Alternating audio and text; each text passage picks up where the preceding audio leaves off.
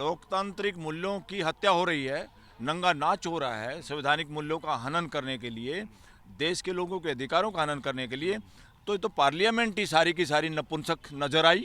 Supreme court की नाक के नीचे हो रहा है। सुप्रीम कोर्ट के आदेश की वैल्यू क्या है?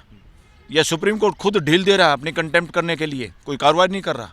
इससे क्या मैसेज देश में जाएगा कि सुप्रीम कोर्ट मिली हुई है सरकार से? बात हो रही कॉन्स्टिट्यूशनल कोर्ट की, हाई कोर्ट और सुप्रीम कोर्ट के अपॉइंटमेंट की, वो जवाब दे रहा है डिस्ट्रिक्ट कोर्ट का। उसको अकल होनी चाहिए थी कि जब वहाँ का आप फेवर करें, डिस्ट्रिक्ट कोर्ट में अपॉइंटमेंट कैसे होती हैं, एग्जाम होके और सबके लिए हो है, रिजर्वेशन भी है। Why not in high court and supreme court? जवाब वो देना चाहिए था। घुमा रहा, प्रश्न का उत्तर नहीं उसके पास, झूठ बोले उसने, इनकम्पिटेंट। इससे क्या कहेंगे? शर्म आती है ऐसे आदमी जो कहते हैं हम चीफ जस्टिस रहे इस देश के। आज तक भी इस देश में जिसने देश के लोगों की वकालत की है, जिसने सरकार की पैरवी नहीं की बल्कि देश के लोगों की पैरवी की, ऐसे किसी आदमी को आज तक इन्होंने जज नहीं बनाया है।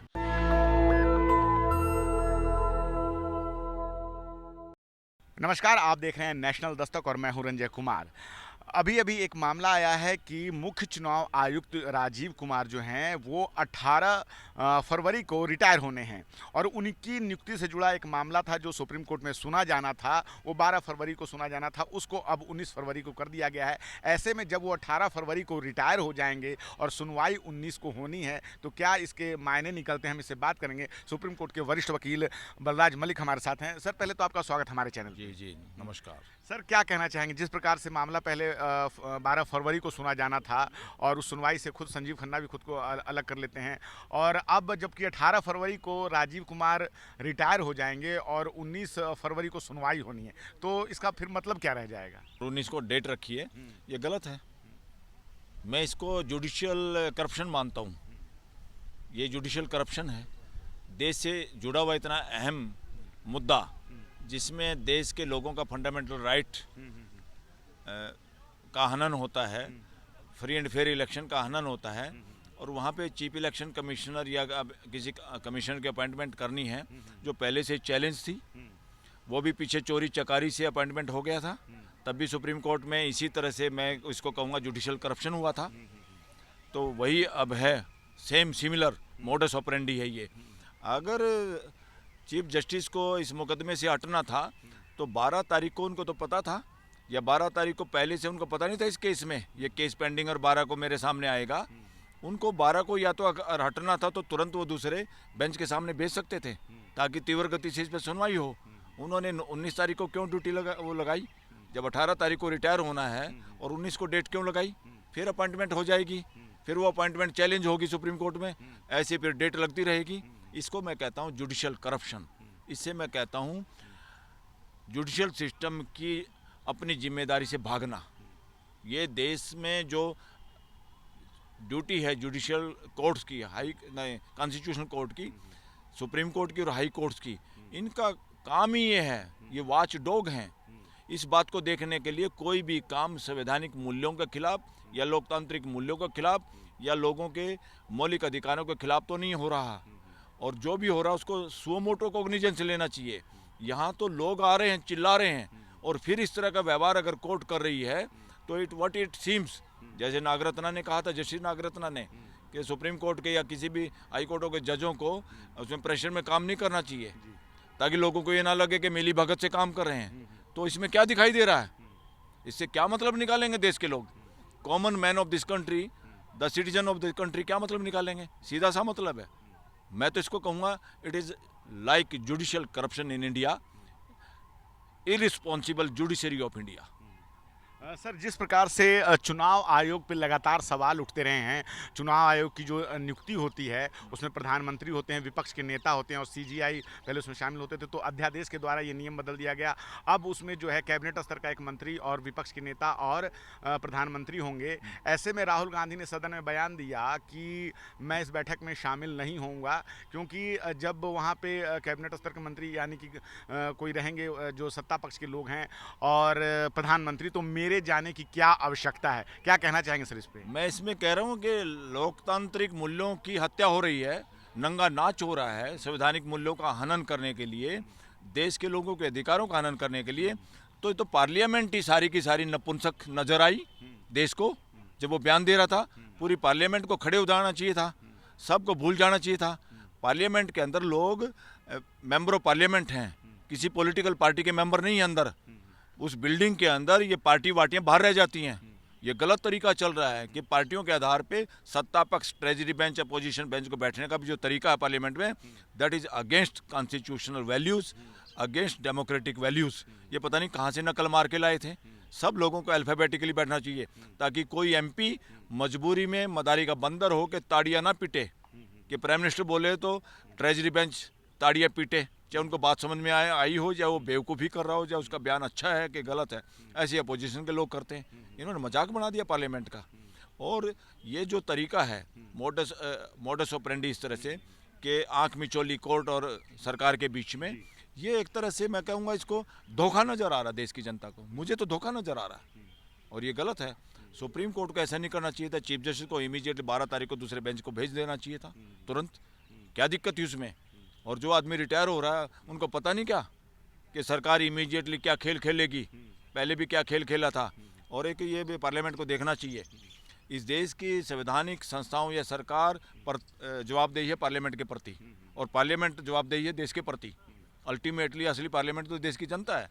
तो पार्लियामेंट डिसाइड करे कमेटी जजों को अपॉइंटमेंट करने की भी, पार्लियामेंट डिसाइड करे कमेटी जो इस देश में कॉन्स्टिट्यूशनल पोस्टों पे चाहे इलेक्शन कमीशन को नियुक्त करने वाले हों, और पार्लियामेंट में वो लोग तय हों इंडिपेंडेंट, वो चाहे पॉलिटिशियन ना हो, देश के अच्छे ईमानदार लोग हों, वो पार्लियामेंट डिसाइड करे। फिर वो कमेटी एप्लीकेशन मांगे, जिन लोगों को इस पोस्ट के काबिल जो लोग हैं काम करना चाहते वो अप्लाई करें, और एक ट्रांसपेरेंट तरीके से उनको छांटा जाए। ये कौन होता है बीच में? प्रधानमंत्री और अपोजिशन का लीडर और मंत्री या चीफ जस्टिस। ये अपने आप में डेमोक्रेटिक वैल्यूज़ के खिलाफ है, लोकतांत्रिक मूल्यों के खिलाफ है। ये 2-4 लोग ही हैं जो इस देश को चलाएंगे। This is nonsense. क्या क्या काम है इनके पास? कौन कौन सा काम कर लेंगे? ये सब कुछ यही करेंगे क्या? प्रधानमंत्री एक पद है, एक ऑफिस है, वो किसी के जागीर नहीं है, किसी के बाप की जागीर है ना। सीएम ऑफिस किसी के जागीर है। लोग हैं एक डेमोक्रेटिक तरीके से चुन रहे हैं, अपनी जिम्मेदारी भागीदारी कर रहे हैं। तो भैया आप कहाँ पे? ये शासन मानसिकता, राजशाही मानसिकता, व्यक्तिवाद मानसिकता, ये तीनों की झलक आती है और तीनों दुश्मन है डेमोक्रेसी के। डेमोक्रेटिक माइंडसेट नहीं है इन लोगों का। संविधान की शपथ लेते हैं, इलेक्शन में पैसा बांटते हैं, हिंदू मुसलमान करते हैं, लोगों को फ्री बीज या पता नहीं क्या क्या झूठे वादे करते हैं, बोगस वोट बनवाते हैं, बोगस वोट कुछ वोट कटवाते हैं। इस तरह के इलेक्शन लड़ने वाले लोगों को शर्म आनी चाहिए जो वो भूल भटक के या मशीन में गड़बड़ करके कोई इलेक्शन भी जीत जाता है, उसी संविधान की शपथ लेते हो। शर्म आनी चाहिए। सर, चुनाव आयोग जो है लगातार सवालों के घेरे में रह रहा है। जिस प्रकार से कोर्ट में मामला फिर गया कि डेटा को डिलीट ना किया जाए 45 दिनों तक चुनाव के समाप्त होने के बाद भी, लेकिन ऐसे कई मामले आ चुके हैं जिसमें कई लोगों ने आरोप लगाए कि डेटा जो है जब मांगा जाता है तो वो पहले ही से वहाँ से नदारद होता है। क्या कहेंगे? अब तक सुप्रीम कोर्ट ने उन लोगों को पकड़ा क्यों नहीं? सुप्रीम कोर्ट की नाक के नीचे हो रहा है।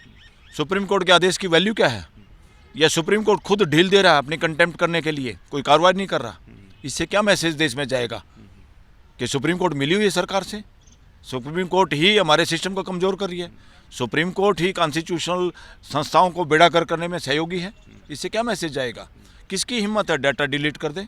सुप्रीम कोर्ट का जो फैसला था उसके आधार पे अभी लोगों ने पिटीशन जो फाइल करे उनको डाटा नहीं मिल रहा, और अब इनको दोबारा कहना पड़ रहा डाटा ना डिलीट करें। कितनी बार कहोगे? आप नौकर हो या जुडिशियल हेड हो, इस देश की कॉन्स्टिट्यूशनल कोर्ट है सारी बदमाशी पकड़ने के लिए, और लोगों को जो लोकतांत्रिक मूल्यों के खिलाफ करते हैं, संविधान के खिलाफ जो काम करते हैं, उन सब को पकड़ने की ड्यूटी है। ये थोड़ा कोई दरखास्त लेके आ गया, ये राजा की कोर्ट थोड़ा है कि कोई राजा के यहाँ जाएगा, रोता बजाएगा, घंटा बजाएगा, जब राजा उठेगा उसकी मर्जी है उठे या ना उठे।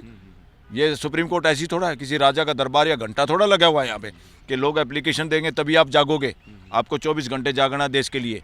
देश के लोगों के मौलिक अधिकारों का हनन, देश में संविधान के खिलाफ कोई काम कर रहा है, देश में भाईचारा खराब करने के लिए कोई बकवास कर रहा है, उन सबको इमीडिएटली बुलाने की ड्यूटी है। यहाँ कटघरे में खड़ा करना चाहिए ऐसे नेताओं को, ऐसी कॉन्स्टिट्यूशनल अथॉरिटी को। और यहाँ लग रहा है, यहाँ लोग देश में मैसेज जा रहा है कि there is something hands in gloves. ऐसा प्रतीत हो रहा है, ऐसा दिखाई दे रहा है। इससे मतलब यही निकलता है। सर, बात आपने सुप्रीम कोर्ट की और अभी सुप्रीम कोर्ट के पूर्व मुख्य न्यायाधीश DY चंद्रचूड़ साहब का एक इंटरव्यू हुआ है, BBC ने किया है, और उसमें जो पत्रकार हैं वो उनसे सवाल करते हैं कि आपके पिता भी जज थे और अब आप भी सुप्रीम कोर्ट में रह चुके हैं, तो उन्होंने उनसे सीधा सीधा परिवारवाद पे सवाल किया और एक सवाल साथ में ये भी जोड़ा कि सुप्रीम कोर्ट के अंदर जो है भारतीय न्यायपालिका में एक अगड़ी जातियों का जो है समुदाय का खास प्रतिनिधित्व ज़्यादा रहा है, आप अपर कास्ट मेल हिंदू हैं, और इस पर उन्होंने जवाब दिया कि नहीं, जो है निचली कोर्ट में एक बहाली की प्रक्रिया है और महिला जजों की भी नियुक्ति होती है, तो बहुत सारे उन्होंने बात कही। आप क्या कहना चाहेंगे सर? वो अरे उन्होंने बकवास की, बिल्कुल प्रश्नों का उत्तर नहीं दे पाया वो आदमी। उसने बात हो रही कॉन्स्टिट्यूशनल कोर्ट की, हाई कोर्ट और सुप्रीम कोर्ट की अपॉइंटमेंट की, वो जवाब दे रहा है डिस्ट्रिक्ट कोर्ट का। उसको अकल होनी चाहिए थी कि जब वहाँ का आप फेवर करें, डिस्ट्रिक्ट कोर्ट में अपॉइंटमेंट कैसे होती हैं, एग्जाम होके और सबके लिए हो है, रिजर्वेशन भी है, why not in high court and supreme court? जवाब वो देना चाहिए था। घुमा रहा, प्रश्न का उत्तर नहीं उसके पास, झूठ बोले उसने, इनकम्पिटेंट। इससे क्या कहेंगे, शर्म आती है ऐसे आदमी जो कहते हैं हम चीफ जस्टिस रहे इस देश के। तो सर, वो जो पत्रकार के जो सवाल हैं, जो BBC के पत्रकार है स्टीफन है, उन्होंने कहा, तो आप उनके इस सवाल को कैसे देखते हैं सर? पत्रकार के सवाल को कि किस प्रकार से जो भारतीय न्यायपालिका में परिवारवाद पे वो आरोप लगा रहे हैं और जो एक खास जाति के 100% आई में एग्री, परिवारवाद हावी है और कब्जा है कॉन्स्टिट्यूशनल कोर्टों पे, और अब कब्जा क्या है, पॉलिटिकल पार्टियों ने कब्जा भी पहले भी किया, अभी भी किया। ऐसे लोगों को जज बनाते हैं कि आने वाले 10, 20, 30 साल तक वो लोग जज रहे, सुप्रीम कोर्ट तक पहुंचे और उनके भ्रष्टाचार कुकर्मों का कोई बचाव करने वाला हो आदमी। इस तरह से अपॉइंटमेंट की जाती है। देश के लोगों की रक्षा हो, देश को न्याय मिले, देश में मानवीय मूल्यों की, संवैधानिक मूल्यों की, डेमोक्रेटिक मूल्यों की रक्षा हो, इसको ध्यान में रख के कुछ नहीं किया जा रहा है यहाँ पे, ये गड़बड़ हो रही है। और उसने वो भी जवाब गलत दिया कि मैं जब नौकरी लगा तो मेरे बाप नौकरी पे नहीं था।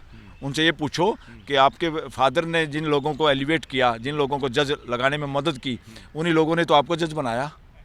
और किसने बनाया? यही तो सिस्टम है, ये तो मोडस ऑपरेंडी है, ये तो काम करने का तरीका है। तुम मेरी कमर में खुजली करो, मैं तुम्हारी कमर में खुजली करूँगा, यही तो हुआ। वो पता है उसको, अगर उसको नार्को टेस्ट करेंगे वो अपने आप सारा सामने आ जाएगा कि जस्टिस चंद्रचूड़ फ्लैटली झूठ आदमी है, झूठ बोल रहा है। लेकिन जिस तरह से वो अपना जवाब देते हैं कि निचली कोर्टों में जो है, निचली अदालतों में एक प्रक्रिया है, एग्ज़ाम होते हैं, परीक्षा होती है, उसके थ्रू आते हैं। यहाँ एग्ज़ाम हो तो जो आज बैठे हुए हैं लोग हैं, ये ना दिखाई देते इस कोर्ट में या हाई कोर्टों में।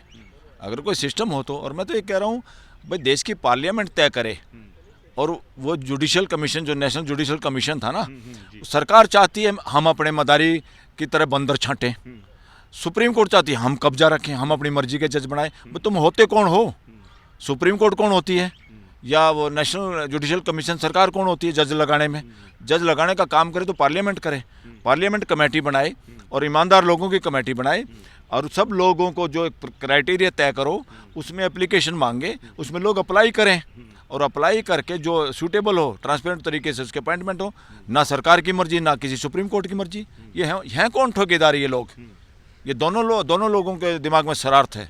दोनों ही अपने चहेतों को, अपने चमचों को भर्ती करना चाहते हैं। बेड़ा गर्क हो गया देश का। तो सरकार भी कहीं ना कहीं चाहती है कि न्यायिक आयोग के द्वारा सुप्रीम कोर्ट के ऊपर कब्जा अपना पट्टा पहनाना चाहते हैं, ये अपना पट्टा पहनाना चाहते हैं। देश का किसी को नहीं पड़ी, देश को किसी की नहीं पड़ी। देश के संविधान का लक्ष्य, मूल लक्ष्य है सबको न्याय मिले, और उस लक्ष्य का है कि न्याय मिलने का परिणाम ये हो, तभी न्याय माना जाएगा अगर वो फैसला, वो कानून, वो पॉलिसी इस देश में फ्रेटर्निटी को बढ़ाती है या कायम रखती है, बंधुताओं को, भाईचारे को। और भाईचारा जब बिगड़ा समझो गड़बड़ है। घर में भाईचारा बिगड़ा तो समझो गड़बड़ है, तो देश में भाईचारा बिगड़ा तो समझो गड़बड़ है। तुम्हारे कानून में गड़बड़ है, तुम्हारी पॉलिसी में गड़बड़ है, तुम्हारे न्यायालयों के फैसलों में गड़बड़ है। इससे ये मतलब निकलता है। सर, हाँ, हम हमेशा कॉलेजियम की बात करते हैं, कॉलेजियम कैसे बनता है? आप इस पर थोड़ा सा प्रकाश डालें हमारे दर्शकों के लिए। अरे कॉलेजियम भी इन्होंने बनाया, पहले तो 3 जजों का बनाया था, फिर 5 जजों का बनाया। अरे कॉलेजियम भी जब तक बन रहा है तो पूरे सुप्रीम कोर्ट में जितने जज हैं सबका बनाओ ना, सबकी सहमति से प्रोसीजर बनाओ, अपॉइंटमेंट का प्रोसीजर। इसमें भी सहमति सभी लोगों की नहीं होती ना, कहाँ सहमति, सब अपना बंदर बाट है, घाड़मेड़ है। और अभी तो एक जज बनाया इन्होंने, रिकमेंड किया है, वो आदमी ने हाई कोर्ट में कोई प्रैक्टिस नहीं करी, केसों में ज़्यादा अपीयर नहीं हुआ, वो आर्बिट्रेशन का वकील है, बस ये लिख दिया इसकी आमदनी 9-10 करोड़ सालाना है। इसका मतलब तुम पूंजीवाद ला के ले आ रहे हो, तुमने पूंजीवादीकरण कर दिया जुडिशरी का, या कर रहे हो। ये गड़बड़ है। ईमानदारी पैरामीटर नहीं है, पैसे कितने खाते में है उस वकील के, ये पैरामीटर है। इससे पता चलता है कि जुडिशियल अपॉइंटमेंट करने वाले को दिमाग कहाँ है, विचार क्या है, ये असंवैधानिक है और ये अनडेमोक्रेटिक है। ये इस देश में जुडिशियल करप्शन की और नंगा नाच है ऐसे लोगों को जज बनाना। कई लोगों का सर जवाब ये होता है कि जो न्यायाधीश बनते हैं वो काफ़ी विधिवेता होते हैं, उनको ज्ञान होता है, इस कारण वो बनते हैं। लोगों के बीच में यही परसेप्शन होता है सर। नहीं नहीं नहीं, ज़्यादातर तो आज तक देश के लोगों की वकालत करने वाले तो एक भी वकील जज नहीं बना हाई कोर्ट और सुप्रीम कोर्ट में। ये सारे वो लोग हैं जो सरकारी पैनलों के जरिए आते हैं और अपना वो जुगाड़बाजी और ये तंत्र ऐसा बन गया है। आज तक भी इस देश में जिसने देश के लोगों की वकालत की है, जिसने सरकार की पैरवी नहीं की बल्कि देश के लोगों की पैरवी की, ऐसे किसी आदमी को आज तक इन्होंने जज नहीं बनाया है। सर आपने हमसे बात की, बहुत बहुत धन्यवाद। Thank you. तो हमारे साथ बातचीत कर रहे थे बलराज मलिक साहब, और किस प्रकार से उन्होंने कॉलेजियम से लेकर चुनाव आयोग में की जो नियुक्ति होने वाला है उस मामले पे हमने बात की और उन्होंने इसके जवाब दिए। आप क्या सोचते हैं इस छोटी सी बातचीत पे? आप अपनी राय कमेंट में ज़रूर बताएं। मैं रंजय कुमार, कैमरामैन आशीष के साथ, नेशनल दस्तक। नेशनल दस्तक की आपसे गुजारिश है कि अगर इसको बचाना चाहते हैं तो नेशनल दस्तक को सब्सक्राइब करने के लिए रेड कलर के सब्सक्राइब बटन को दबाएं, फिर बेल आइकन की घंटी दबाएं। नेशनल दस्तक को बचाने के लिए बहुत जरूरी है कि हर खबर को शेयर करें, लाइक करें, कमेंट जरूर करें।